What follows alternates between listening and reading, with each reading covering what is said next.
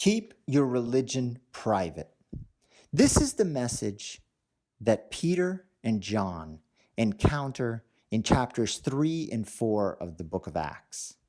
They have been out publicly witnessing that Jesus, through his suffering, death, and resurrection, has conquered sin and death and has restored our relationship with God and made salvation possible for all people.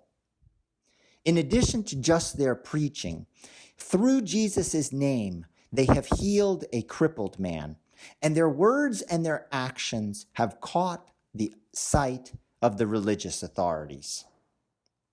The religious authorities arrest them, bring them in, and question them. And in the face of opposition, in the face of possible punishment, they refuse to back down. They continue to boldly proclaim that Jesus is the Messiah and salvation is possible through him for all people. This same message of keep your religion private, keep it within those four walls and not out here in the public square, is a message that we hear today. There are people in our society here in the United States who insist that our religion must be kept private. And like the apostles, we are called to boldly proclaim the gospel message.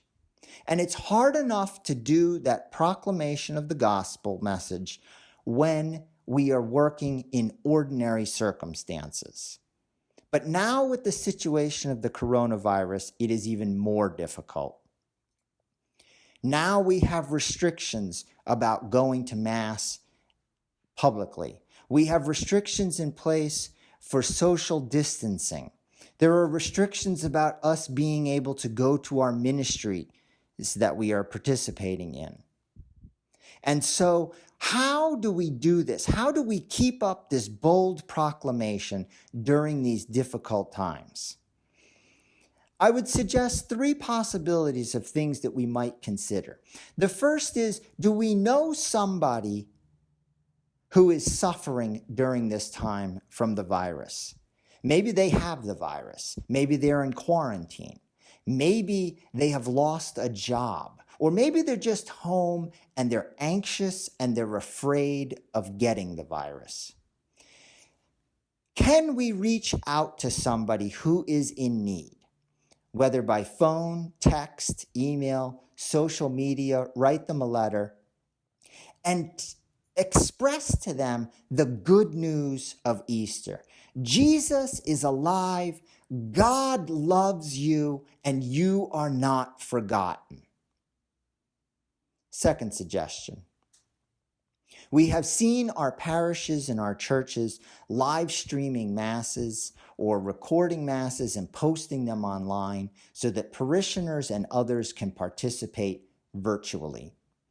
Can we use technology in ways to publicly proclaim this gospel message? Maybe it's making recordings, messages of hope, or reflections on the daily readings and posting them online. Maybe we use technology like Zoom or Facebook to bring people together to have virtual Bible studies or virtual faith sharing sessions. But are there ways that we can think outside of the box and use technology in order to boldly proclaim this message? And finally, can we use our financial resources in order to somehow help those in need? For example, maybe we use our money and we make a donation to a food bank, or we purchase meals and have them delivered to first responders who are out on the front lines protecting us.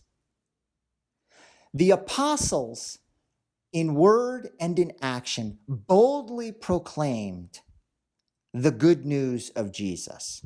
And we, as fellow Christians, are called to do the same. In the face of opposition, the apostles refused to back down.